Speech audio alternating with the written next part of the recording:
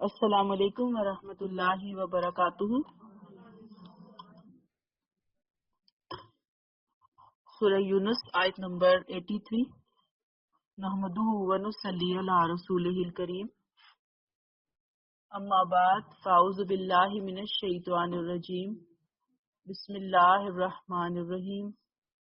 رب اشرح لی صدری ویسر لی امری واحلل عقدۃ من لسانی یفقہوا قولی، ربی زدنی علما۔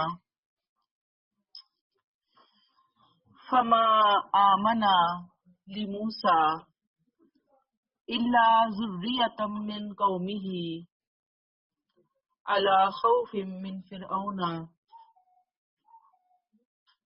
ابتدا میں موسیٰ علیہ السلام کو اس کی قوم کے محض چند نوجوانوں نے مانا۔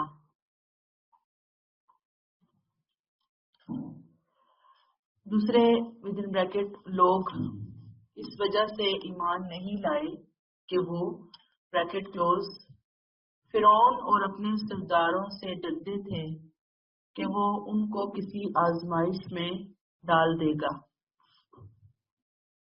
حقیقت یہ ہے کہ فرعون اس سرزمین میں نہایت جبار تھا اور ان لوگوں میں سے تھا جو حد سے گزر جاتے ہیں۔ آپ کو اگر یاد ہو کہ حضرت موسیٰ علیہ السلام پر ابتدائی ایمان لانے والے جو لوگ تھے وہ ان کی قوم کے اندر سے بہت تھوڑے سے نوجوان تھے، اور تمام انبیاء کی ہسٹری یہی رہی ہے۔ یہی وجہ ہے کہ ابتدائی مراحل میں اس دعوت کو قبول کرنا، یعنی انبیاء جتنے بھی تشریف لاتے رہے ان کی دعوت کو قبول کرنا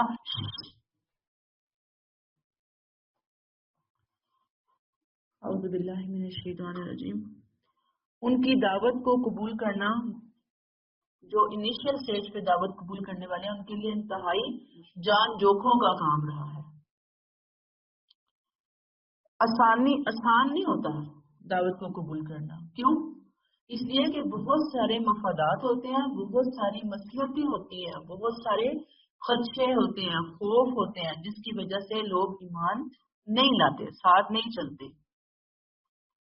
اب یہاں چونکہ فرعون اور اس کے سردار جو ہیں وہ بہت زیادہ جبار مشہور تھے، یعنی بہت زیادہ ظالم، ظلم کرنے میں ہر حد پار کرنے والے لوگ۔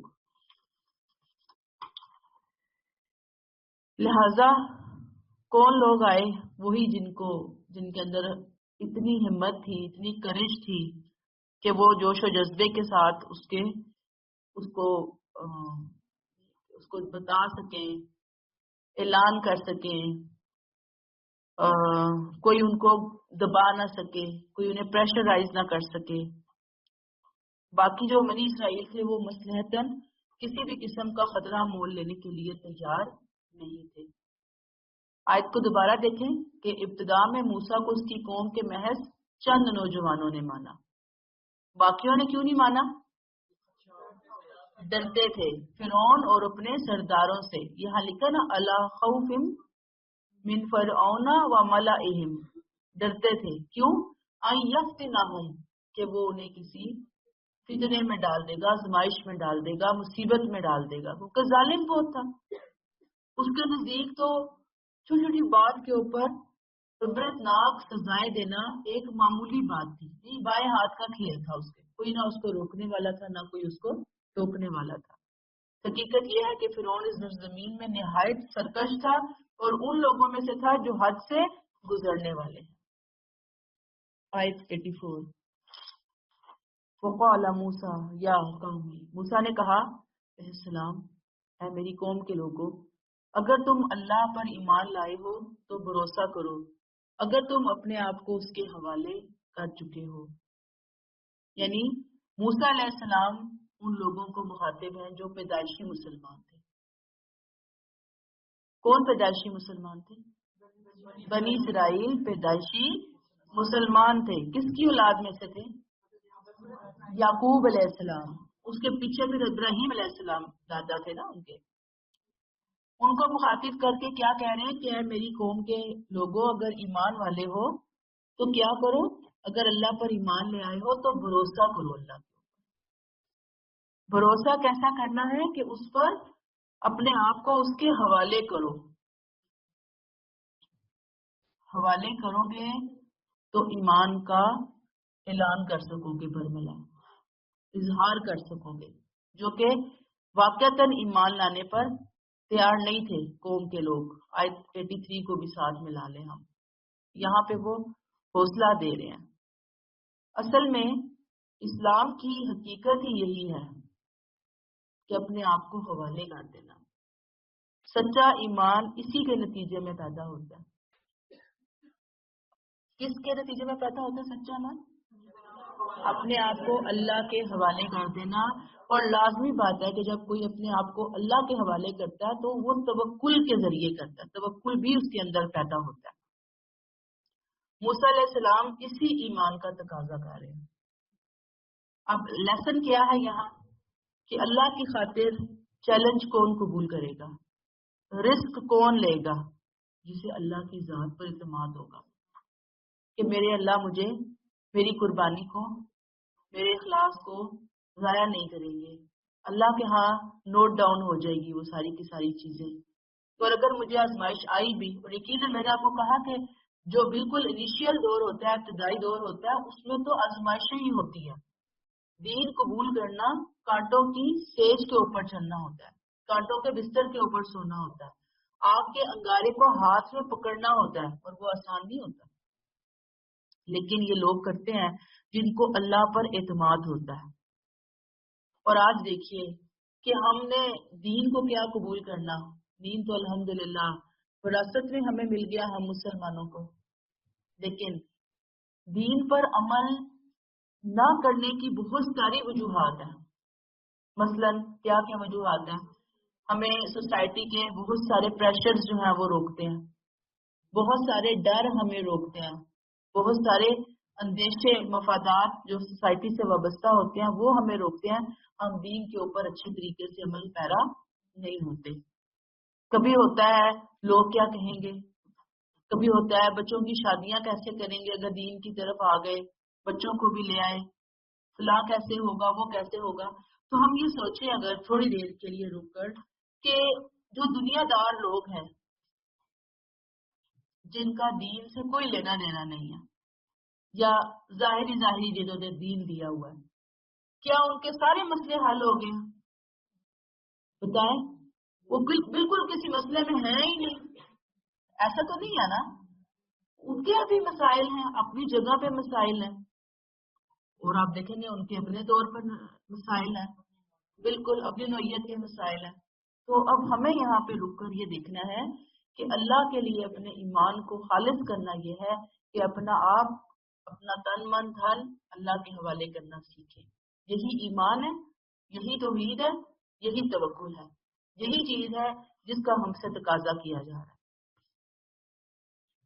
आयत 85, फ़क़ालू अलल्लाहि तवक्कलना, इस पर उन्होंने जवाब दिया हमने खुदा ही पर भरोसा किया है, हमें उन जालिम लोगों के लिए फितना न बना। आयत 86 को भी साथ मिला लीजिए, और अपनी रहमत से हमको उन हक से इनकार करने वालों से निजात दे। ये किन्होंने कहा, उन्होंने क्या जवाब दिया? ये कौन लोग हैं जवाब देने वाले? बनी इसराइल के वो जो चंद लोग ईमान लाए थे ना शुरू में, उन्होंने हजरत मूसा अलैहिस्सलाम की ये तालीम कबूल की। उन्हें समझ आ गई कि अपना आप अल्लाह के हवाले करना क्या है। उन्हें समझ आ गई कि तवक्कुल का ये मायने नहीं है कि कहीं गोशा नशीनी इख्तियार करके बैठ जाए इंसान, रब्बानियत इख्तियार करके बैठ जाए, दुनिया छोड़ दे, नहीं, बल्कि तवक्कुल का अल्लाह की राह में मतलब ये है कि अल्लाह की राह में इंसान निकले वफादारी के जज्बे से, इताअत गुजारी के जज्बे से, पूरे जोशो खरोश से। यही वजह है कि उन्होंने पूरे अज़म से दुआ की, रब्बना ला तजअलना فتنة للقوم الظالمین۔ اے اللہ ہمیں ظالموں کے لیے فتنہ نہ بنانا۔ فتنہ یہاں پہ کیا مراد ہے؟ نشانہ اور ہدف، مطلب انہیں اتنی ڈھیل نہ دینا کہ وہ ہمیں دبا لیں، ہم پہ ظلم و ستم کی انتہا کر دیں، ہمیں دین سے پھیر کر لے جائیں۔ ہمارے لیے ظالموں کو فتنہ نہ بنانا۔ اور پھر کیا ہے اگلی آیت میں، آیت 86، نجینا برحمتک من القوم الکافرین، اور اپنی رحمت سے ہم کو ان حق سے انکار کرنے والوں سے نجات دینا۔ کیونکہ شروع میں ہی یہ بات واضح ہو چکی تھی کہ موسیٰ علیہ السلام بنی اسرائیل کو فرعون کے ظلم و ستم سے نجات دلانے کے لیے وہاں سے مصر سے نکال لے کے جانے کے لیے آئے ہیں۔ لہذا شروع سے ہی انہوں نے جہاں ایمان اور توکل کی بات کی، جہاں استقامت کی بات کی، وہیں پر وہ چند جو مٹھی بھر ایمان لانے والے تھے انیشیٹ سٹیج کے اوپر، انہوں نے اس بات کی بھی دعا کی کہ اللہ تعالیٰ ہماری ہجرت کو کامیابی سے ہمکنار کرنا۔ ٹھیک ہے نا؟ اب یہاں سے ہمیں جو لیسن ملتا ہے وہ کیا ہے کہ اللہ کے اپنے آپ کو اللہ کے حوالے کرنے کے ساتھ ساتھ قدم قدم پر بندہ مومن کے لیے جو بہت ہی اہم ترین چیز ہے وہ ہے اللہ سے دعا کرنا۔ کیا دعا؟ کہ اللہ اس راہ مستقیم کی ہر آزمائش اور فتنے کو ہمارے لیے آسان کر دے، ہمیں نجات عطا فرما دے مشکلوں سے، مصیبتوں سے، دشمنوں سے، اور ہمیں توفیق عطا فرما کہ ہم تیری اطاعت پر پورے اتر سکیں، قائم رہ سکیں۔ یعنی ایک طرف تو خود کو حوالے کرنا ہے اور دوسری طرف دعاؤں کی کثرت کرنی ہے۔ دعا بھول جاتے ہیں ہم کہ فلاں بات ہے تو ہم فوراً اللہ سے دعا کریں، فلاں مسئلہ ہے ہم فوراً اللہ کے آگے جھکے، اللہ کے سامنے گڑ گڑائیں۔ آیت 87، وَأَوْحَيْنَا إِلَى مُوسَىٰ، خدا سے یہی تعلق جوڑنے کے لیے بریکٹ کلوز، ہم نے موسیٰ اور اس کے بھائی کی طرف وحی کی کہ اپنی قوم کے لیے مصر میں کچھ گھر ٹھہرا لو اور ان گھروں کو قبلہ ٹھہرا لو، ان میں نماز کا اہتمام کرو within bracket اے موسیٰ، اور ایمان والوں کو بشارت دے دو within bracket کہ کامیابی بالآخر انہی کو حاصل ہوگی۔ اب یہاں پہ اللہ تعالیٰ نے ایک یعنی کہ ٹپ بتائی ہے، تدبیر بتائی ہے، کس چیز کے لیے؟ صبر کیسے حاصل ہوگا، توکل کیسے حاصل ہوگا، جس کو ہم پچھلی آیات میں پڑھتے چلے آئے ہیں نا، فَقَالُوا عَلَى اللَّهِ تَوَكَّلْنَا، آیت 85، انہوں نے کہا کہ ہم نے اللہ پر توکل کیا۔ توکل کیسے حاصل ہوگا؟ ظاہری بات ہے، صبر اور توکل کے لیے تدبیر آ گئی۔ آپ کو یاد ہے کہ آپ یہاں پہ کیا کہہ رہے ہیں کہ اللہ تعالیٰ کیا کہہ رہے ہیں؟ ہم نے موسیٰ اور اس کے بھائی کی طرف وحی کی اپنی قوم کے لیے مصر میں کچھ گھر ٹھہرا لو اور ان گھروں کو قبلہ ٹھہرا لو اور ان میں نماز کا اہتمام کرو۔ یہ تدبیر آ گئی۔ کیا؟ مصر کے اندر جگہ جگہ پہ کچھ گھروں کو نماز با جماعت کے لیے مخصوص کر لو، نماز کے لیے مخصوص کر لو، جس میں مخصوص ٹائم کے اندر بنی اسرائیل اکٹھے ہو کر نماز با جماعت کا اہتمام کریں۔ وہ جس گھر میں اکٹھے ہوں، جس گھر میں، مختلف گھر ہے نا، کوئی ایک گھر نہیں کہا گیا، مسجد تو ممکن ہی نہیں نا وہاں پہ بنانا، گھروں کو مسجد کا درجہ قرار دے کر مسجد گھروں کے اندر نماز با جماعت کرنی، پلس گھروں کو ہی قبلہ بنا دیا گیا۔ یعنی نماز کی ڈائریکشن گھر کے اندر ایک حصہ مخصوص کر لے، اس کی طرف آپ منہ کر کے نماز پڑھ لیں. ٹھیک ہے، یہ وہی ہدایت ہے جس طرح کی ہدایت اگر آپ کو یاد ہے کہ مکہ میں نبی کریم صلی اللہ علیہ وآلہ وسلم کو نماز کے حوالے سے دی گئی کہ مصائب کے معاملات میں آپ نے کس طرح استقامت حاصل کرنی ہے، کس طرح انرجی حاصل کرنی ہے. اگر آپ کو یاد ہو سورہ بقرہ میں ہم پڑھ کر آئے وَاسْتَعِينُوا بِالصَّبْرِ وَالصَّلَاةِ، صبر اور نماز سے متوجہ ہو. تو صبر اور نماز، توکل اور نماز، یہ آپس میں بہت زیادہ کنیکٹڈ ہیں، دونوں چیزیں باہمی تعلق ہے. جب تک یہ چیز نہیں آتی انسان کو استقامت نہیں نصیب ہو سکتی، وہ کامیاب نہیں ہو سکتا حق کے راستے کے اوپر چلنے کے لیے. آپ کو اگر یاد ہوگا مصر میں یہ رہ رہے تھے اور کئی 100 سال کی غلامی تھی ان کی، جانوروں سے بدتر زندگی تھی بنی اسرائیل کی مصر کے اندر. اب اس پوری غلامی کے دور میں، کئی 100 سال کی غلامی کے دور میں، یہ لوگ جیسا ہوتا ہے نا، ایک مذہبی تنظیم ہوتی ہے، ایک ڈسپلن ہوتا ہے، اس کی ساری کوالٹیز سے محروم ہو چکے تھے. وہ رہی ہی نہیں تھی ان کے اندر ڈسپلن نام کی چیز، پوٹینشیل ختم ہو چکا تھا.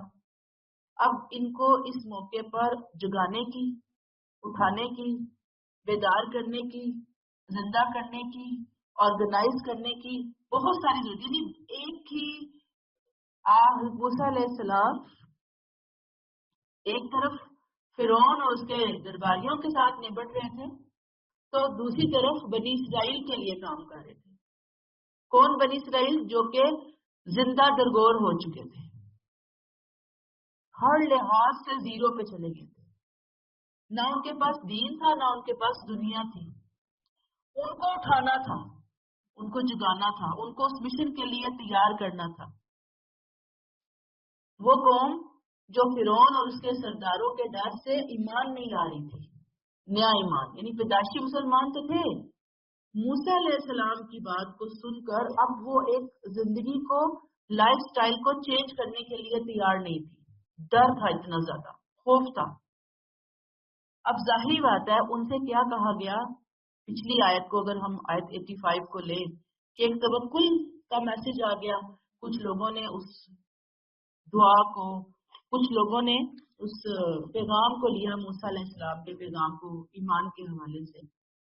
تو انہوں نے وہ توکل کا میسج اپنی قوم کو دیا کہ توکل کرنا ہے، اللہ کے حوالے کرنا ہے خود کو.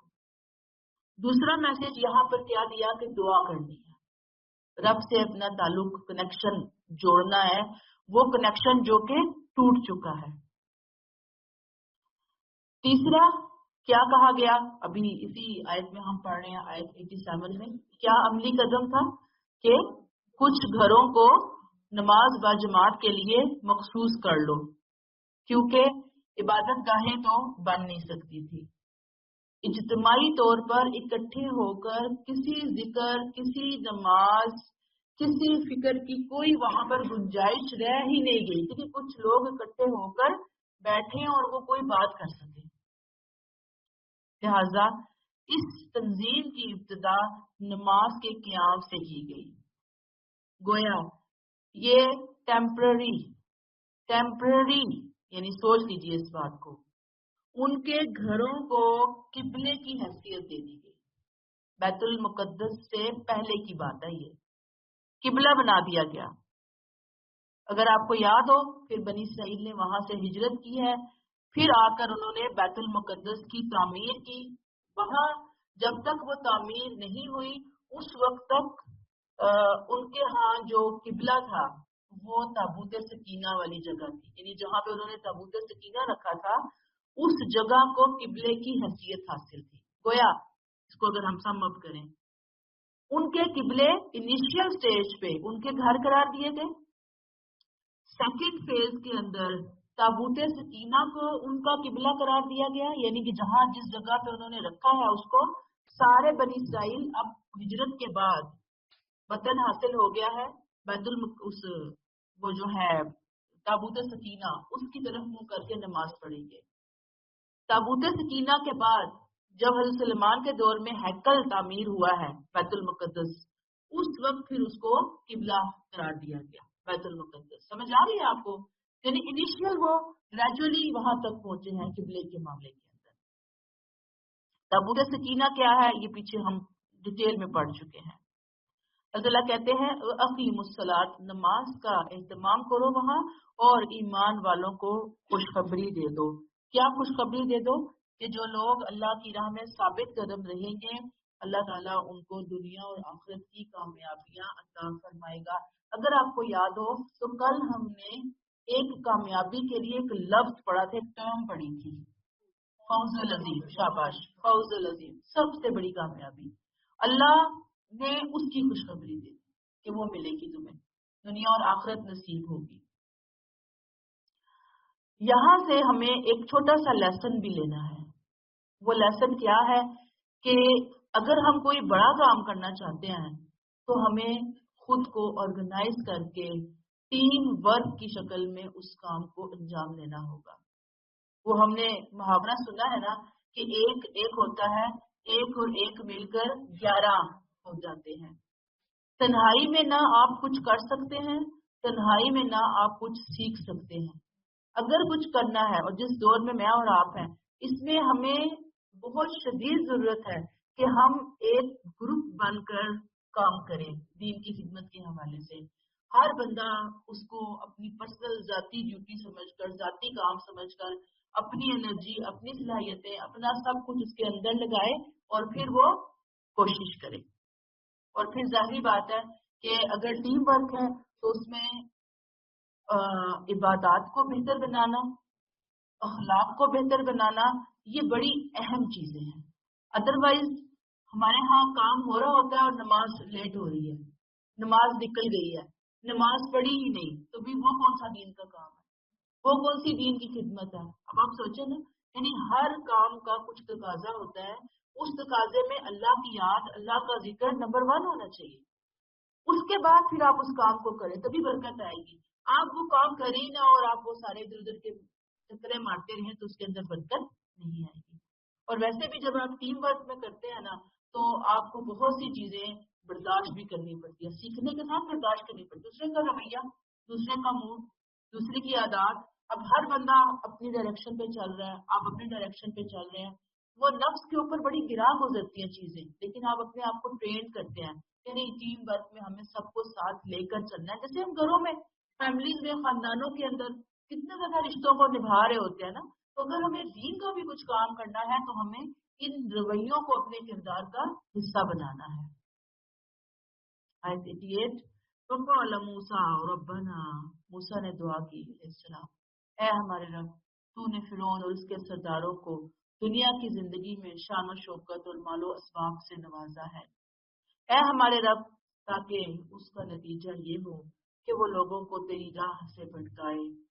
اے ہمارے رب، ان کے مالوں کو مٹا دے اور ان کے دلوں کو یوں بند کر دے کہ جب تک وہ دردناک سزا نہ دیکھ لیں تب تک وہ ایمان نہ لائیں. آپ کے خیال میں یہ دعا انہوں نے کب کی ہوگی؟ ربنا اطمس علی اموالہم واشدد علی قلوبہم، کب کی ہوگی موسیٰ علیہ السلام نے یہ دعا؟ بالکل انیشیل سٹیج پہ کی ہوگی؟ نہیں، جب انہوں نے ان کو ایمان کے حوالے سے دعوت دینے کے سارے جتن کر لیے، ساری کوششیں کر لی، ساری تدبیریں، سارے معجزات لے آئے، لیکن قوم تھی کہ تس سے مس نہیں ہو رہی تھی، ہر درم ہو چکی تھی. یہاں انہوں نے کہا کہ اے اللہ، یہ تو اتنے ہر درم لوگ ہیں کہ اب اگر یہ آپ کی زمین پہ باقی رہے، ان کے اپنے اندر تو کوئی خیر ہے نہیں، یہ خود خیر سے خالی ہے، لیکن اس قدر خالی ہے، اس قدر اب یہ سانپ بچھو بن چکے ہیں کہ یہ دوسروں کو بھی ڈسیں گے، دوسروں کو بھی روکیں گے. یعنی خود تو گئے نا، یہ اب اس سٹیج پہ ہے کہ یہ صرف خود نہیں ہے، اس دوسروں کے لیے بھی فساد کا سبب بن رہے ہیں، روکنے کا سبب بن رہے ہیں. تو اللہ کہتے ہیں، وہ کہتے ہیں اللہ تعالیٰ سے کہ تو نے فرعون اور اس کے سرداروں کو دنیا کی زندگی میں بہت شان و شوکت اور مال عطا کیا ہے، یہ کرنا کیا چاہتے ہیں؟ ربنا لیضلوا عن سبیلک، یہ تیری راہ سے لوگوں کو روکنا چاہتے ہیں، بھٹکانا چاہتے ہیں. یعنی شکر گزاری کے بجائے طغیان آ گیا ہے. اے اللہ تو اب ان کو مزید مہلت نہ دے. میں تجھ سے دعا کرتا ہوں، التجا کرتا ہوں کہ یہ تیری مخلوق کو گمراہ کریں. اے رب تو کیا کر، ربنا اطمس علی اموالہم، نطمس، اتمس تمس سے ہے، رگڑ کر اس طرح مٹانا کہ کچھ اثر باقی نہ رہے. بعض دفعہ آپ نے دیکھا ہوگا بہت پرانے سکے، ان کو وہ گھس گھس کے نشان بھی ختم ہو چکے ہوتے ہیں. تو ایسے مٹا دے ان کے کہ یہ گھس جیسے ختم ہو جاتی ہے نا کوئی چیز، ان کا نام و نشان بھی باقی نہ رہے. ان کے مالوں کو مٹا دے. وشدد علی قلوبہم، ان کے دلوں کو یوں بند کر دے، یوں پٹی باندھ دے کہ جب تک وہ دردناک سزا نہ دیکھ لیں تب تک ایمان نہ لائیں. یعنی اب ان کی آنکھ جو کھلے تو وہ کہاں کھلے؟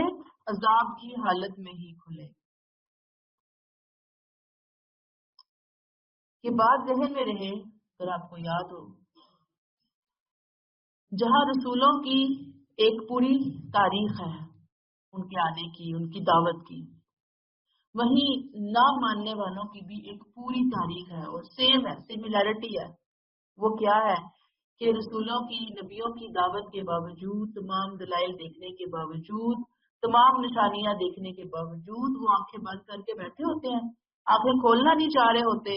اصرار ہوتا ہے کہ جو عذاب ہمیں دھمکی دی جا رہی ہے اس کو لایا جائے، ہمیں دکھایا جائے، اس وقت تک ہم ایمان نہیں لائیں گے.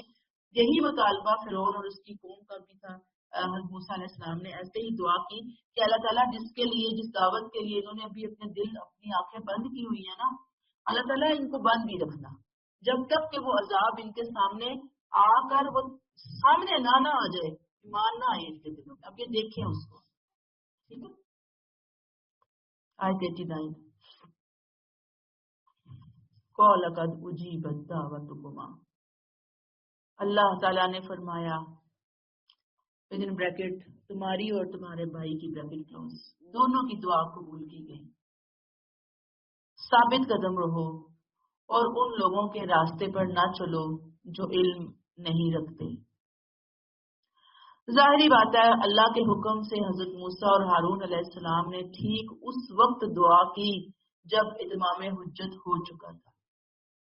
یہ وہی ٹائم تھا جو بہت ٹھیک طریقے سے مانگی گئی تھی اور صحیح ٹائم کے اوپر مانگی گئی تھی، اس لیے اس کی قبولیت میں دیر نہیں ہوئی. وجہ انہوں نے اپنی ذمہ داری بالکل صحیح طریقے سے پوری کر دی. اب اگلا مرحلہ تو ان سرکشوں کے اوپر آنے والے عذاب کا مرحلہ تھا جن کو انہوں نے جی کڑا کے اب دیکھنا تھا. یہاں پہ بتا دیا کہ ثابت قدم رہو. اب ثابت قدمی کیا ہے کہ ان کے لیے تمہارے دل میں اب کوئی نرمی نہیں پیدا ہونی چاہیے. تمہاری دعا قبول ہو گئی ہے، اب دیکھو سزا کا مرحلہ، سزا کا آپشن، سزا کا پیریڈ سٹارٹ ہے. پہلے سارے پیریڈ لگے ہیں سمجھانے کے، بتانے کے، آنکھیں کھولنے کے. جب وہ نہیں سنے، نہیں انہوں نے مانا، اب اگلا پیریڈ کیا لگا ہے کہ سزا مل رہی ہے. اب تمہارے دلوں میں نرمی نہ پیدا ہو، نہ ان کے حق میں کلمہ سفارش کرنا. ظاہری بات ہے ان لوگوں کے راستے پر نہ چلو جو علم نہیں رکھتے. یہاں پہ اصل میں ایک تنبیہ بھی ہے. تنبیہ کیا ہے کہ جس طرح ایک چرواہا ہوتا ہے نا، اس کی بھیڑیں ہوتی ہیں بہت ساری، کہ اپنی باقی بھیڑوں کو بھی وارن کر لو کہ تمہارا گلہ چھوڑ کر، تمہارا ریوڑ چھوڑ کر شیطان کے ریوڑ کے ساتھ نہ جا ملے، کیونکہ اس ریوڑ کے حق میں تو خدا کے عذاب کا فیصلہ لگ چکا، سٹیمپ لگ چکی، آرڈر جاری ہو گئے، فیصلہ آ گیا ہے جس کی ہلاکت مقدر ہو چکی ہے. گویا ایک راستہ ہے یہاں پہ کہہ رہے کہ وَلَا تَتَّبِعَانِ سَبِيلَ الَّذِينَ لَا يَعْلَمُونَ، ایک وہ راستہ جو لا یعلمون، نہیں جانتے، نہ جاننے والوں کا راستہ ہے. اور ایک راستہ ہدایت کا راستہ ہے، علم کا راستہ ہے، جس پر موسیٰ علیہ السلام اور ہارون علیہ السلام لوگوں کو بلا رہے تھے. آیت 90 وَجَاوَزْنَا بِبَنِي إِسْرَائِيلَ الْبَحْرَ، ہم نے بنی اسرائیل کو ادھر بریکٹ اس کے بعد بریکٹ کلوز سمندر پار کرا دیا. پھر فرعون اور اس کے لشکروں نے سرکشی اور شرارت کی راہ سے ان کا پیچھا کیا، حتیٰ کہ جب فرعون ڈوبنے لگا تو بول اٹھا کہ میں اسی اللہ پر ایمان لایا جس پر بنی اسرائیل ایمان لائے، اس کے سوا کوئی معبود نہیں، میں سر اطاعت جھکا دینے والوں میں سے ہوں. ہم نے بنی اسرائیل کو سمندر پار کرایا. اس کے بعد یعنی وہ سارا دعا ہو گئی، اللہ نے کہا دعا قبول ہو گئی، اگلا مرحلہ آ گیا عذاب کا. اب اللہ فرما رہے ہم نے بنی اسرائیل کو سمندر پار کروایا. وجاوزنا ببنی اسرائیل، یہ لفظ عربک کے اندر اتنے زبردست اہتمام کو ظاہر کر رہا ہے جسے خدائی اہتمام ہے. جیسے کوئی کسی کو کندھے پہ اٹھا کر سفر کراتا ہے نا، پانی میں ہوتا ہے دیکھیے آپ نے کہ بچوں کو پار کرایا جاتا ہے، بوڑھوں کو تو وہ کندھوں پہ اٹھا کر خاص طریقے سے ان کو اس جگہ سے کراس کروایا جاتا ہے. تو اللہ تعالیٰ یہاں پہ کہہ رہے ہیں کہ ہم نے کروایا.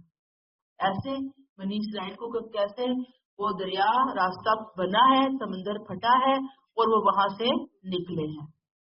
اور یہاں پہ کیا ہے فَأَتْبَعَهُمْ فِرْعَوْنُ وَجُنُودُهُ بَغْيًا وَعَدْوًا. فرعون کیسے آ رہا تھا؟ سرکشی اور شرارت سے ان کا پیچھا کر رہا تھا. جب وہ آیا ہے تو وہ پانی مل گیا اور وہ ڈوب گیا. حتیٰ اذا ادرکہ الغرق، حتیٰ کہ جب فرعون ڈوبنے لگا تو وہ بول اٹھا کہ میں اسی اللہ پر ایمان لایا جس پر بنی اسرائیل ایمان لائے، اس کے سوا کوئی معبود نہیں، میں سر اطاعت جھکا دینے والوں میں سے ہوں. ڈوبتے وقت اقرار توحید دیکھیں اس کی بے بسی، مان گیا نا، پوری زندگی آکڑ خان بنا رہا، سخت جبار، سخت متکبر، سخت ظالم. اینڈ پہ آ کے مانا، لیکن اس وقت ماننے کا کیا فائدہ؟ پیچھے موسیٰ علیہ السلام دعا کر بھی چکے ہیں کہ اللہ تعالیٰ اب تو ان کی آنکھیں نہ کھولیں جب تک یہ عذاب نہ دیکھیں. اور آنکھ کھلی بھی عذاب کے ٹائم پہ، لیکن اس وقت کیا فائدہ جب چڑیا چگ گئی کھیت. اب پچھتائی کیا ہو جب چڑیا چگ گئی کھیت. آیت 91 آنا جواب دیا گیا کیا اب اس سے پہلے تو تم نافرمانی کرتے رہے اور تم فساد برپا کرنے والوں میں سے تھے. اب ظاہری بات ہے کہ یہ الفاظ ضروری نہیں کہے گئے ہوں ان کو، لیکن یہ صورتحال کی تصویر ہے. وہی جیسے میں نے ابھی آپ کو بتایا نا کہ آپ پچھتائی کیا ہو جب چڑیاں چگ گئی کھیت، یہ بالکل اسی انداز میں ایک محاورت اللہ تعالیٰ نے بیان کیا کہ اب ماننے کا کیا فائدہ، اب مسلم بننے کا کیا فائدہ. ساری زندگی تو تم نے سرکشی میں گزار دی. وَكُنْتَ مِنَ الْمُفْسِدِينَ، تم تو مفسدین میں سے رہے. عَصَيْتَ وَقَدْ عَصَيْتَ قَبْلُ، اس سے پہلے نافرمانیاں کرتے رہے، اس سے پہلے مفسدین میں سے رہے. نہ صرف خود رہے، دوسروں کو بھی گمراہ کرتے رہے، دوسروں کو بھی کھینچتے رہے ان کی ٹانگیں. ہماری تو یہ حرکتیں رہی. آیت 92 فَالْيَوْمَ نُنَجِّيكَ بِبَدَنِكَ، سو آج ہم تیرے بدن کو بچا لیں گے تاکہ تو اپنے بعد میں آنے والوں کے لیے ودن بریکٹ خدا کے عذاب کی بریکٹ کلوز نشانی بن کر رہے. حقیقت یہ ہے کہ بہت سے انسان ایسے ہیں جو ہماری نشانیوں سے غافل ہی رہتے ہیں. قدرت کا انتقام پہلی عظیم نشانی کے بعد کون سی عظیم نشانی تھی؟ پہلی کہ ان کو سمندر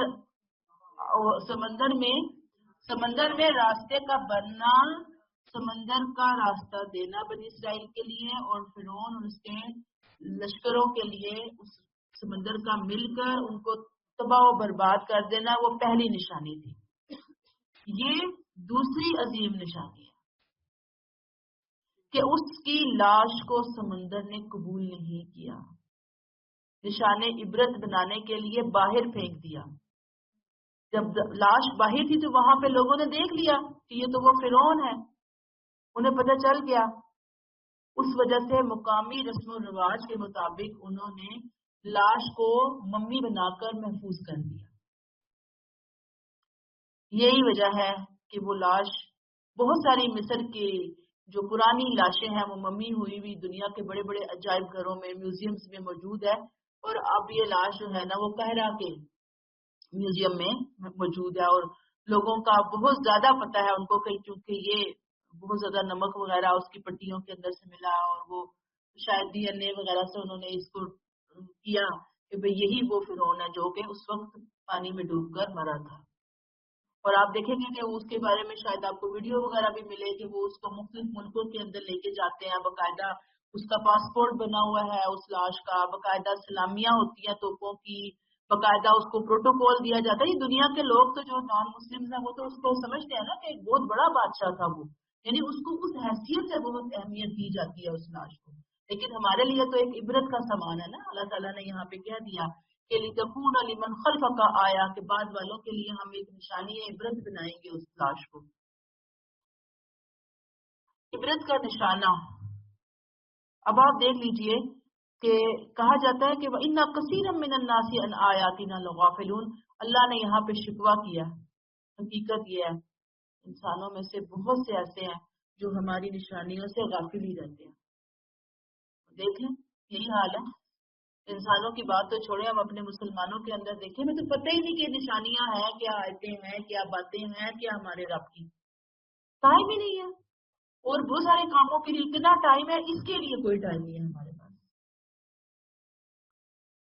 یہاں سے ہی کچھ چیزیں مزید کہ وہاں جو مصر کا نیشنل میوزیم ہے, فرعونیوں کے بہت سے نوادرات جو ہیں نوادرات جو ہیں وہ موجود ہیں وہاں پر.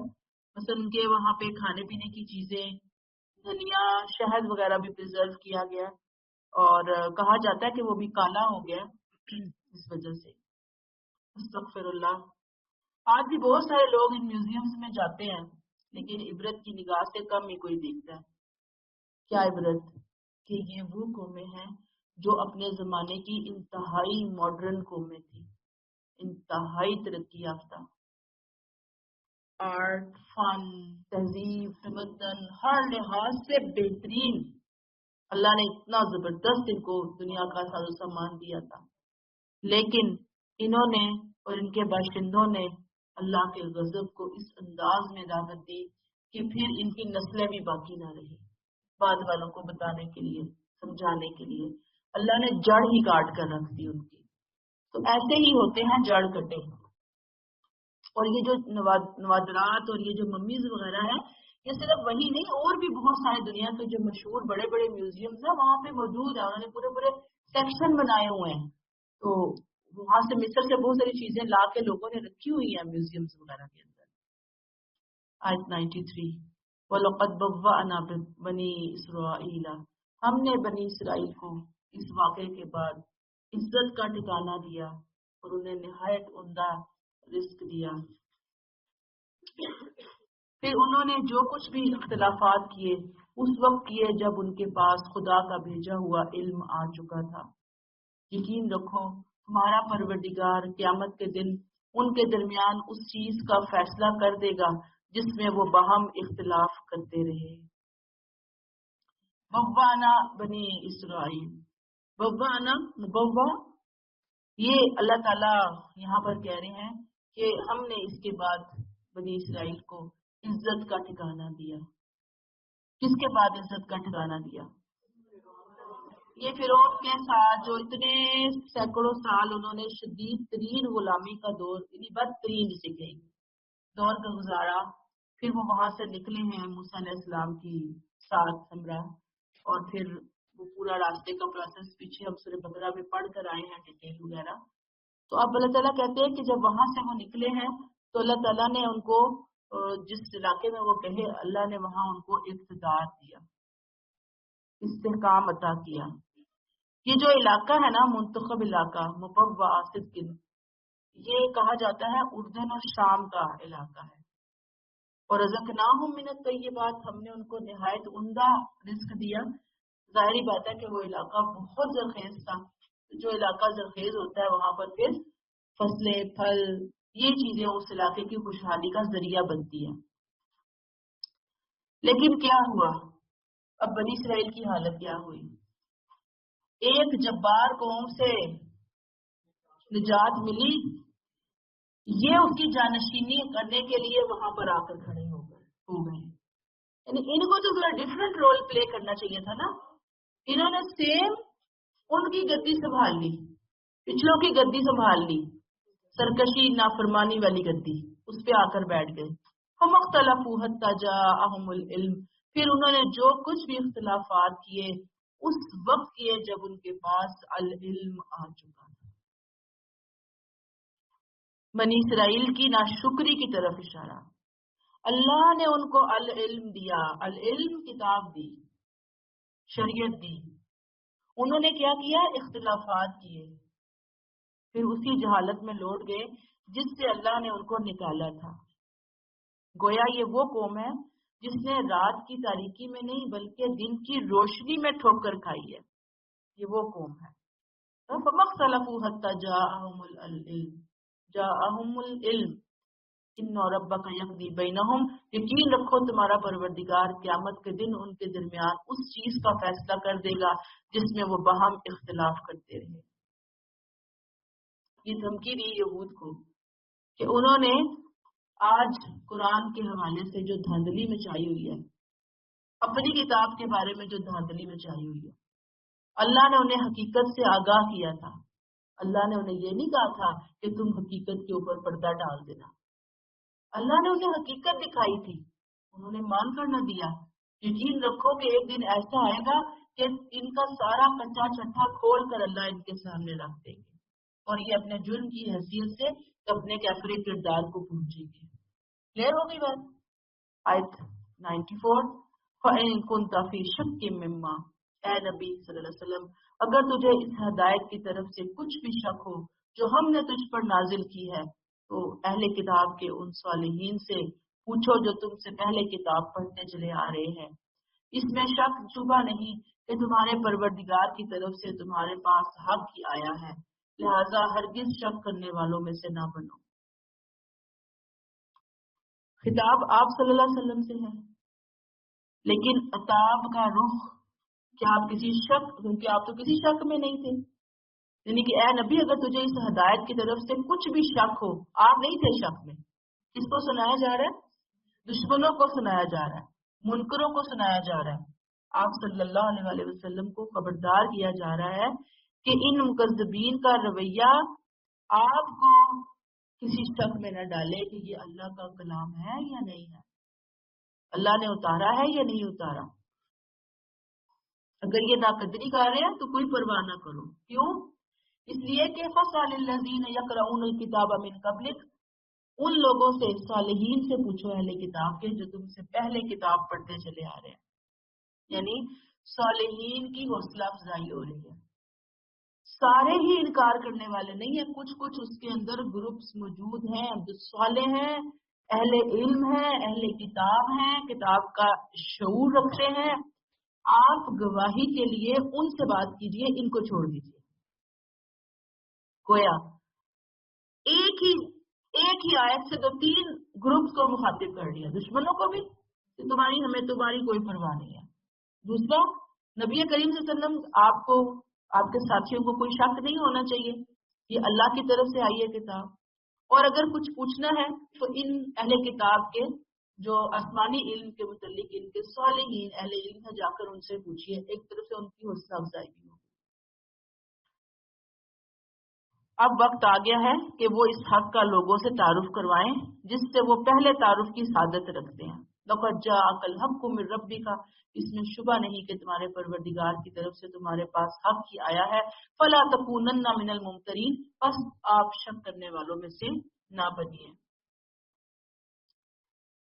دیکھیے بائبل کے کافی حصے ہو گئے، آپ یوں سمجھ لیں. وہ حصہ جہاں پر کوئی پیغمبر اللہ کی طرف سے بات کرتے ہیں، یعنی بائبل میں وہ چیپٹرز، وہ آیات جس میں صاف پتہ چل رہا ہے کہ پیغمبر کوئی بات بیان کر رہے ہیں، اللہ کا میسج دے رہے ہیں، یا اللہ کی حمد و ثنا کر رہے ہیں، یا انجیل کے وہ حصے جس میں حضرت عیسیٰ علیہ السلام کے مختلف اقوال، خطبے نقل کیے گئے. صاف پتہ چلتا ہے کہ قرآن کی زبان میں، قرآن کے سٹائل میں، بائبل کے، انجیل کے ان حصوں میں کوئی فرق نہیں ہے. بے انتہا سملیرٹی آپ کو ملے گی. میں نے آپ کو بتا دی جگہ کون کون سی جگہ ہیں. اگر کوئی ان تینوں چیزوں کو سامنے رکھ کر غور و فکر کریں تو انسان اس نتیجے میں پہنچتا ہے کہ تینوں ایک ہی خدا کا کلام ہے، وحی الہی ہے۔ یہی وجہ ہے کہ آپ صلی اللہ علیہ وسلم کے زمانے میں جو یہ اہل کتاب کے بہت سے علماء تھے، انہوں نے اپنی کتابوں کو پڑھا، پڑھنے کے بعد جب انہوں نے قرآن کو سنا، پڑھتے تھے ان کو تو قرآن کو سنا انہوں نے فوراً اسلام قبول کر لیا۔ یعنی اس میں امینڈمنٹ ہوئی ہے، تحریف ہوئی ہے ان کی کتابوں میں، بہت زیادہ ہوئی ہے، بہت خطرناک ہوئی ہے، لیکن پوری نہیں کر سکے، 100% نہیں ہوئی۔ کچھ چیزیں اللہ نے معجزاتی طور پر سیو کروا رکھی، ان کے اہل علم نے ان چیزوں کو پڑھا سمجھا، تبھی تو انہوں نے آپ صلی اللہ علیہ وسلم سے کہا جا رہا ہے نا فَاسْأَلِ الَّذِينَ يَقْرَؤُونَ الْكِتَابَ مِن قَبْلِكَ، جائیے جا کر ان سے پوچھئے جو آپ سے پہلے والی کتاب کے حامل ہیں۔ تو کیا پوچھئے؟ آخر توحید کو جاننے والے تھے نا، آخر آخرت کے ماننے والے تھے، آخر رسالت کا شعور رکھنے والے تھے، تبھی آپ صلی اللہ علیہ وسلم سے کہا جا رہا نا جا کر ان سے پوچھئے۔ کلیئر ہو گئی آپ کو یہ بات؟ آیت 95 فَلَا تَكُونَنَّ وَلَا تَكُونَنَّ مِنَ الَّذِينَ كَذَّبُوا، اور ان لوگوں میں بھی شامل نہ ہونا جنہوں نے اللہ کی آیات کو جھٹلایا، کہ تم بھی نامرادوں میں سے ہو جاؤ گے۔ اب اس میں بھی خطاب کا رخ نبی کریم صلی اللہ علیہ وسلم کی طرف ہے، لیکن عتاب کس کی طرف ہے؟ ان کی طرف ہے جو اللہ کی آیتوں کا انکار کر رہے ہیں، کہ ان لوگوں میں شامل نہ ہونا جنہوں نے اللہ کی آیات کو جھٹایا، ورنہ تم بھی نامرادوں میں سے شامل ہو جاؤ گے۔ یہ آپ صلی اللہ علیہ وسلم کے لیے نہیں ہے، یہ دشمنوں کے لیے ہے۔ آیت 96 ان الذین حقت علیہم کلمۃ ربک لا یؤمنون، اے نبی صلی اللہ علیہ وسلم بے شک جن لوگوں پر تیرے رب کی بات پوری ہو چکی ہے وہ ایمان نہیں لائیں گے۔ کون سی بات؟ کہ جو لوگ حق کے سچے طالب نہیں ہوتے، اپنے دل کے اوپر مہر لگا لیتے ہیں، کفر لگا لیتے ہیں، ہر دھرمی کے، سرکشی کے، ضد کے، پھر ایسے لوگوں کو کبھی بھی ایمان کی توفیق نصیب نہیں ہوتی۔ آیت 97 وَلَوْ جَاءَتْهُمْ كُلُّ آیَةٍ، آیاتن ہے یا کیا ہے؟ آیاتن، ٹھیک، ان کے پاس اگر ساری نشانیاں بھی آ جائیں بریکٹ وہ ایمان نہیں لائیں گے بریکٹ کلوز، جب تک دردناک سزا کو سامنے آتا نہ دیکھ لیں۔ یعنی یہ وہ لوگ جن کی آنکھیں کسی معجزے سے بھی نہیں کھلتی، ایسے لوگوں کی آنکھیں کیسے کھلیں گی؟ عذاب دیکھ کر کھلیں گی۔ اور اللہ تعالیٰ ظاہری بات ہے کہ ایسے لوگوں کو دیکھتے ہیں کہ جو پیغمبر کی تعلیمات کے باوجود بالکل اندھے بہرے ہو جاتے ہیں، تو اللہ بھی ان کے دلوں کے اوپر مہر لگا دیتے ہیں، پھر اللہ تعالیٰ ان کے لیے حق کے راستے نہیں کھولتے۔ اور ایسا ایمان تو معتبر ہے ہی نہیں جو ایمان کون لایا تھا؟ فرعون مرتے ہوئے ایمان لے کر آیا، تو اللہ تعالیٰ کے ہاں وہ ایمان معتبر نہیں تھا۔ آیت نمبر 98 فَلَوْلَا كَانَتْ قَرْيَةً، سو ایسا کیوں نہ ہوا کہ قوم یونس کے سوا کوئی اور بستی بھی ایمان لاتی اور پھر اس کا ایمان اسے نفع دیتا۔ جب اس بستی کے لوگ ایمان لے آئے تو ہم نے ان سے دنیا کی زندگی میں رسوائی کی سزا کو ٹال دیا اور ان کو ایک مدت تک دنیا میں رہنے بسنے کا موقع دیا۔ اب تاریخ سے پھر ایک نیا واقعہ آپ صلی اللہ علیہ وسلم کو سنایا گیا کہ آپ میں سے پہلے جتنے بھی رسول آئے ان میں سے کسی رسول کی قوم کے لوگ بھی رسول پر اس وقت تک ایمان نہیں لائے جب تک کہ ایمان لانا ان کے لیے فائدہ مند ہوا، سوائے قوم یونس کے۔ یونس علیہ السلام کے نام پہ ہے نا یہ سورت، تو یہاں پہ آپ دیکھیں وہ ذکر آ رہا ہے۔ قوم یونس کے ساتھ خصوصی معاملہ ہوا، کیوں ہوا؟ اگر آپ کو یاد ہو کہ حضرت یونس علیہ السلام اتمام حجت کر رہے تھے قوم کے اوپر، قوم نہیں مان رہی تھی، بالکل اینڈ پہ یاد رکھیے، شروع میں نہیں چھوڑ کر گئے، درمیان میں بھی نہیں چھوڑ کر گئے، اینڈ میں چھوڑ کر گئے، لیکن اس وقت چھوڑ کر گئے کہ اللہ کا حکم ابھی آنا تھا، آیا نہیں تھا، آنا ہی تھا۔ آنے سے پہلے انہوں نے بس سمجھ لیا، خود ازیوم کر لیا کہ بس حکم آ گیا، اب عذاب آنے والا ہے، اب مجھے نکلنا ہے۔ اللہ کی پرمیشن کے بغیر وہ وہاں سے نکل گئے تھے۔ اب جب ناراض ہوئے پوری قوم کو ہوش آیا، سب لوگ اب چلے گئے اپنے بادشاہ کے پاس، جا کر کہا کہ اب کیا کریں، عذاب تو واقعی آنے والا ہے۔ اور انہوں نے بادشاہ کے ساتھ مل کر اللہ سے توبہ استغفار کی، اور پھر اللہ کی اسپیشل مہربانی کی وجہ سے وہ قوم کہ جس کے عذاب کا فیصلہ سینکشن ہو گیا تھا، اللہ نے واپس لے لیا توبہ استغفار کی وجہ سے۔ اور وجہ کیا تھی؟ انہوں نے جو توبہ کی تھی وہ اتنی سچی توبہ تھی، اتنی خلوص والی توبہ تھی کہ جس کا اندازہ نہیں ہے۔ یہاں قریش کے حوالے سے بھی آپ کو تسلی دی جا رہی ہے، اور قریش کو بھی ترغیب دی جا رہی ہے کہ اب بھی تمہارے پاس موقع ہے، چاہو تو تم بھی یونس علیہ السلام کی قوم کی طرح اپنے آپ کو پیغمبر پر ایمان لا کر، نبی کریم صلی اللہ علیہ وسلم پر ایمان لا کر عذاب سے بچا سکتے ہو، جو عذاب تمہارے سروں کے اوپر منڈلا رہا ہے۔ یاد رکھیے کہ نبی کریم صلی اللہ علیہ وسلم کی قوم پر اس طرح کا فیصلہ کن عذاب نہیں آیا، بلکہ جو شریر لوگ تھے اللہ تعالیٰ نے ان کو پکڑ کر ایک ایک کو نشانہ عبرت بنا دیا۔ اب یونس علیہ السلام کے حوالے سے آپ تھوڑا سا دیکھیے کہ ان کی قوم کا جو علاقہ ہے وہ عراق کا شہر ہے نینوا، وہاں یہ مبعوث ہوئے تھے، 60 کلومیٹر کے رقبے پر پھیلا ہوا یہ شہر تھا۔ اب سبق کیا ہے کہ جس طرح آخری وقت کا ایمان فائدہ نہیں دیتا، ایسے ہی آخری وقت تک اس ایمان پر استقامت بھی ضروری ہے۔ آخری لمحے کی غلطی بھی غلطی ہی شمار ہوتی ہے کہ انسان کا سانس نکلے تو ایمان کی حالت میں نکلے۔ کوئی گارنٹی کسی کے پاس بھی نہیں ہے کہ جی میں بڑی نیک متقی ہوں اور میرا سانس تو ایمان کی حالت میں نکلے گا، کچھ پتہ نہیں ہے۔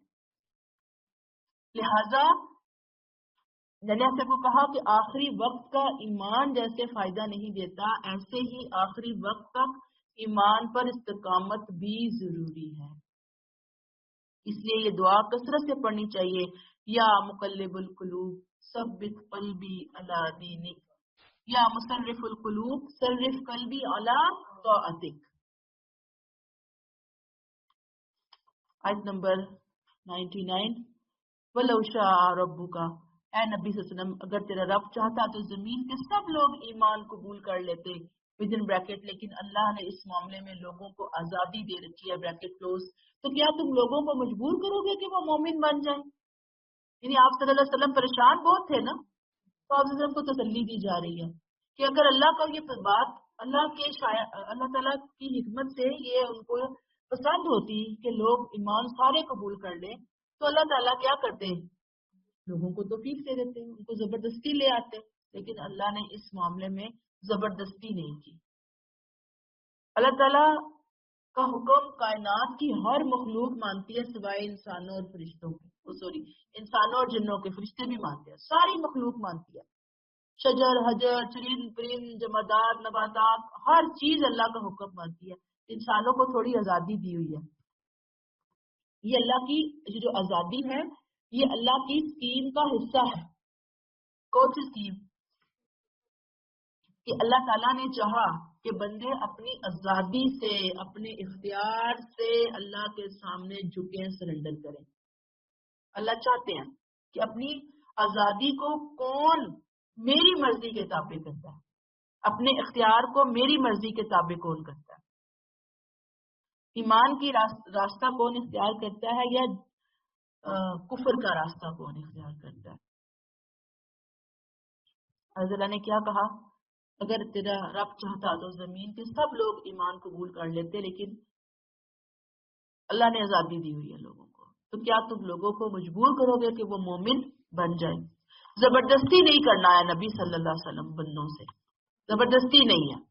اب ہمارے ہاں جو یہ طالبانزم ہے، ایکسٹریمزم ہے، اس میں ہم کیا کرتے ہیں، ڈنڈے پکڑے ہوئے ہاتھوں میں اور لوگوں کو زبردستی ہم دین پہ لانے کے لیے تیار بیٹھے ہوتے ہیں۔ دین ہمیں آپ صلی اللہ علیہ وسلم سے کہہ رہا زبردستی نہیں کرنی لوگوں سے، تو ہم کون ہوتے ہیں، کس کھیت کی مولی ہے؟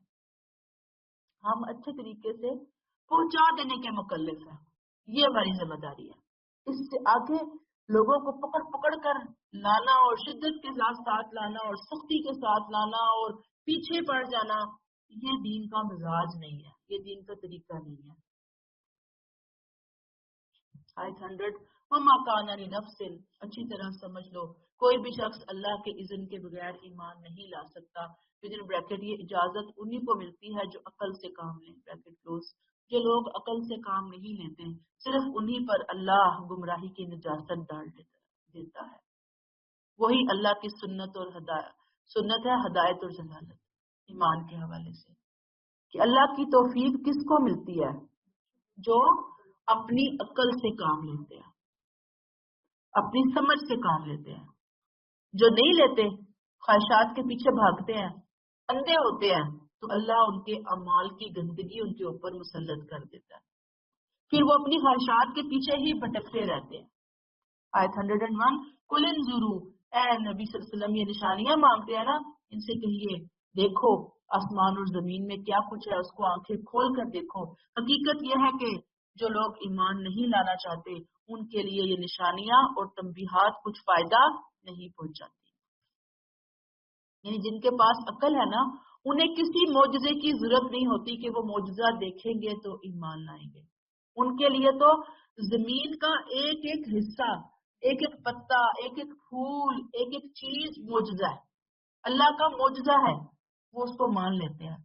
لیکن جو نہیں ماننا چاہتے ان کو جتنے مرضی آپ معجزات دکھائیں، جیسے پچھلی قوموں کو دکھائے گئے، انہوں نے نہ ماننا تھا تو نہیں ماننا. اور یاد رکھیے یہی وجہ ہے کہ آپ صلی اللہ علیہ وسلم پر کوئی معجزہ اس طرح سے نازل نہیں ہوا جیسے پچھلے رسولوں کو دیا گیا. اس کی وجہ یہی ہے کہ اللہ تعالیٰ یہاں چاہتے تھے کہ یہ جو امت یہاں پر اٹھائی جائے گی، ایسی امت اٹھائی جائے کہ ان کو بس قرآن کا ایک معجزہ دے دیا جو قیامت تک کے لیے ان کے پاس موجود ہے. ایسا حصی معجزہ نہیں دیا گیا. کیوں نہیں دیا گیا؟ اس لیے کہ اگر وہ مل جاتا نا تو پھر اس کے بعد انکار کی کوئی گنجائش باقی نہ رہتی. آیت نمبر 102 فہل ینتظرون، کیا آپ یہ حق کے منکر اسی طرح کے ایک دن کا انتظار کر رہے ہیں جس طرح کے سزا والے دن ان سے پہلے گزرے ہوئے لوگوں کو پیش آیا. اے نبی ان سے کہہ دیجئے اچھا انتظار کرو، میں بھی تمہارے ساتھ انتظار کرتا ہوں. ارد گرد کی بے شمار نشانیاں، عاد و سمود کے حالات. کیا کہا کہ جیسے ان کے اوپر عذاب آیا، کیا اب بھی ایمان لانے کے بعد میں یہ لوگ کسی انتظار کے اندر ہیں، عذاب کے انتظار میں ہیں؟ تو ان سے کہہ دیجئے کہ عذاب لانا میرے اختیار میں تو ہے نہیں. ارد گرد کی کھلی ہوئی پھیلی ہوئی نشانیوں کو دیکھو، ماننا چاہتے ہو مان سکتے ہو تو مان لو، نہیں ماننا چاہتے تو تم بھی انتظار کرو اس عذاب کا، میں بھی تمہارے ساتھ انتظار کر رہا ہوں. 103 ثم ننجی، انہیں بتا دیجئے کہ جب وہ دن آ جاتا ہے بریکٹ کلوز تو ہم اپنے رسولوں کو بچا لیتے ہیں اور ان کو بھی جو ان پر ایمان لائے ہوں. اسی طرح ہمارے ذمے ہے کہ ہم ان کو بچا لیں گے جو ایمان لے کر آئیں گے. حقا علینا ننجی المؤمنین، یعنی یہ عذاب جو ہے یہ بچوں کا کھیل نہیں ہے. رسول، نبی اور اس کے اہل ایمان ساتھی اس کو بچا لیے جاتے ہیں، باقی لوگ تباہ کر دیے جاتے ہیں. یہاں قریش کو تنبیہ ہے کہ اللہ کے لیے جو سنت بیان ہوئی ہے اس کی زد میں تم بھی ہو، ہم حق کے اوپر ہیں، ہم ایمان والوں کو نجات عطا کرتے ہیں. یاد رکھیے کہ رسول کے انکار کرنے والوں پر جب فیصلہ کن عذاب آتا ہے مومن بچا لیے جاتے ہیں. یہ بات کلیئر کریں کنسیپٹ کو کہ رسولوں کے نہ ماننے والوں پر جب فیصلہ کن عذاب آتا ہے تو رسول اور ان کے ساتھی بچا لیے جاتے ہیں. لیکن عام آزمائشیں جو دنیا کے اندر آتی ہیں اس کے اندر مومن اور کافر پھر یکساں اس کی آزمائش کی لپیٹ کے اندر آ جاتے ہیں. ظاہری بات ہے کہ مومن اس آزمائش سے درجات پاتے ہیں، اللہ کی رضا پاتے ہیں، اور کافر جو ہے وہ دنیا کی اس عذاب کے اندر ایک طرح سے فرعون اس رگڑ میں آیا تھا وہ اس طرح کے رگڑے میں آ جاتے ہیں. جیسے آپ دیکھیں نا یہاں پہ اگر کوئی طوفان آیا ہے، کوئی زلزلہ آیا ہے، کوئی سونامی آیا ہے تو بدوں کے ساتھ نیک بھی پسیں گے، گیہوں کے ساتھ گن بھی پسیں گے. یہ عام ہے، عام ایک اللہ تعالیٰ کا ایک رول ہے، ایک سنت ہے ان کی. لیکن نبی کے لیے سنت بالکل مختلف ہے. اگر آپ مجھے اجازت دیں تو 5 منٹ میں جلدی سے میں سورہ ختم کر لوں کہ دیر ہو رہی ہے. جی ہاں ہو جائے گی، 5-7 منٹ دے دیں مجھے. جن کو دیر ہو رہی ہے وہ بے شک پھر چلے جائیں اٹھ کے. ہیں نہیں نہیں اسپیڈ بہت زیادہ ہو جائے گی. اچھا چلیں روک لیتے ہیں پھر. 5 تو ہو گئے نا.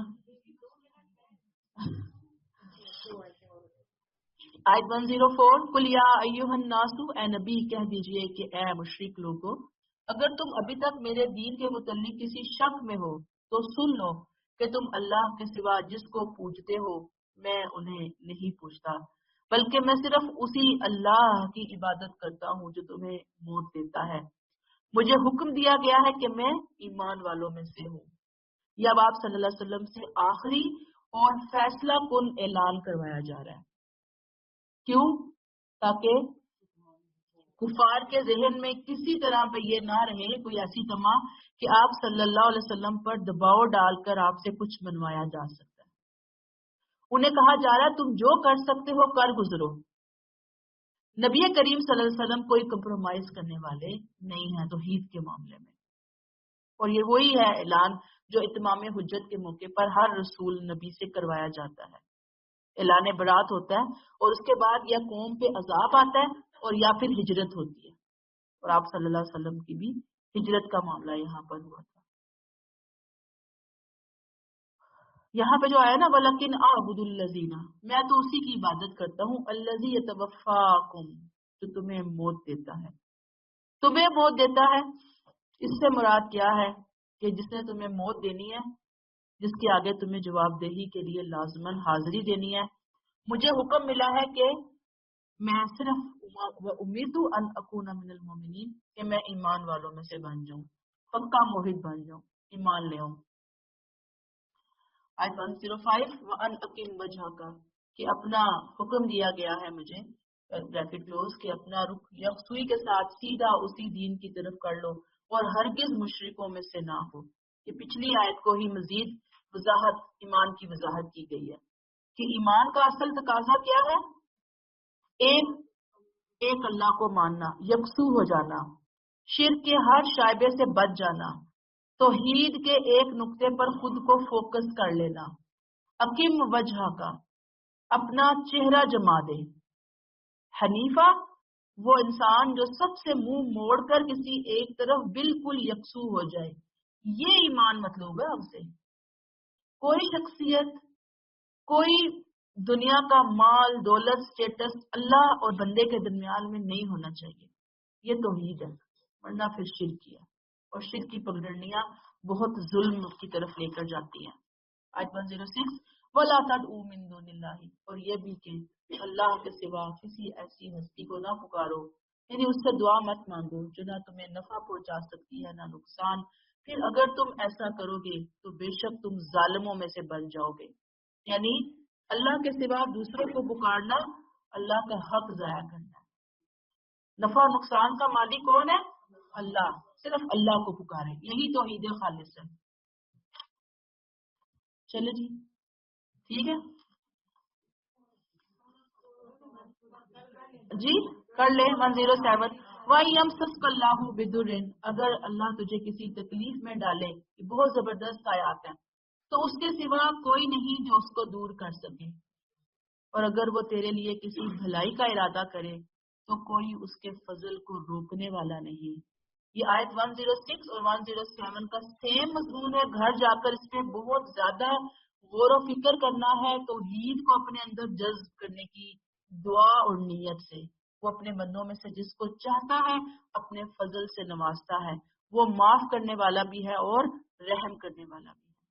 ان تمام تصورات کو اللہ نے کراس مار دیا کہ جس کی وجہ سے مشرکین شریک بناتے تھے، سفارشی بناتے تھے. اللہ تعالیٰ نے بتایا کہ اصل مغفرت فرمانے والا، رحم فرمانے والا کون ہے؟ اللہ تعالیٰ ہے. تو دوسروں کا سہارا کیوں ڈھونڈتے ہو؟ اگر وہ کسی تکلیف میں ڈالے تو کوئی تمہیں تکلیف سے نجات دینے والا نہیں ہے، اور اگر وہ کسی بھلائی کا ارادہ کرے تو کوئی اس کے فضل کو روکنے والا نہیں ہے. آیت 108 قل یا ایھا الناس قد جاءکم الحق من ربکم، اے نبی کہہ دیجئے کہ اے لوگوں تمہارے رب کی طرف سے تمہارے پاس حق آ چکا. اب جو ہدایت قبول کرے وہ اپنے لیے ہی کرے گا، جو بھٹکے گا تو اس کی گمراہی خود اسی کے لیے تباہ کن ہے. میں تمہارے اوپر ذمہ دار نہیں ہوں.